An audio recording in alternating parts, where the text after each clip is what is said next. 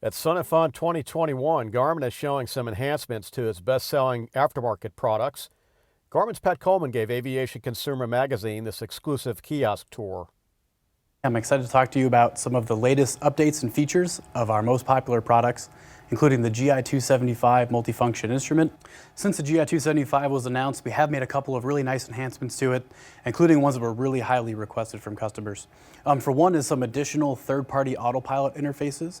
So the GI-275 can now interface to the Sentry 2 and Sentry 3 autopilots. In addition, even more popularly requested was interface to Garmin's own GFC 500 autopilot.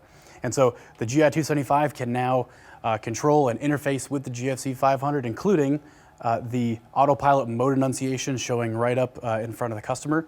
And you've got the flight director bars there as well. The other really nice enhancement that we've made is some additional data field information on the attitude indicator or the HSI. So we've got true airspeed, the OAT, as well as the wind information. One of the other features of coupling the GI-275 with the GFC 500 is some additional redundancy in installations where you've got a TXI flight display as well. Some of the main features of the latest GTN XI software update has to do with glide capability. So if you look here on the GTN 750 XI on top here, we've got a couple things that might look new to you. We've got this cyan almost circle here on the map.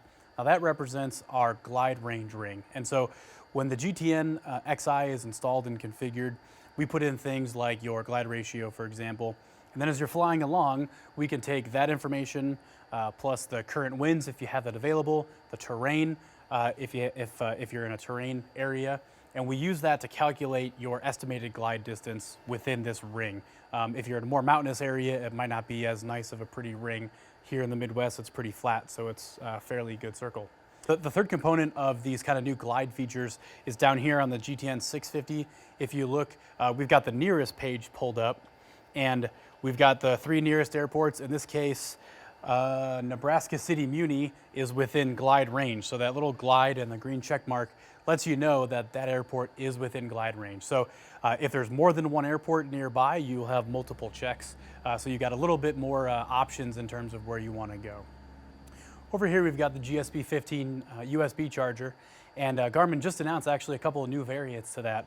We've got the GSP-15 here in 2 new variations, one with dual Type-C and one with one Type-A and one Type-C. Now these new GSP-15 models have a higher power output, 27 watts, which will charge your newer iPads that charge off of USB-C. They also have one really highly requested customer feature, which is dimmable halo lighting around the charger itself. So you can manually control how bright or dim that blue light is. Thanks for watching Aviation Consumer magazine covering Sun and Fun 21.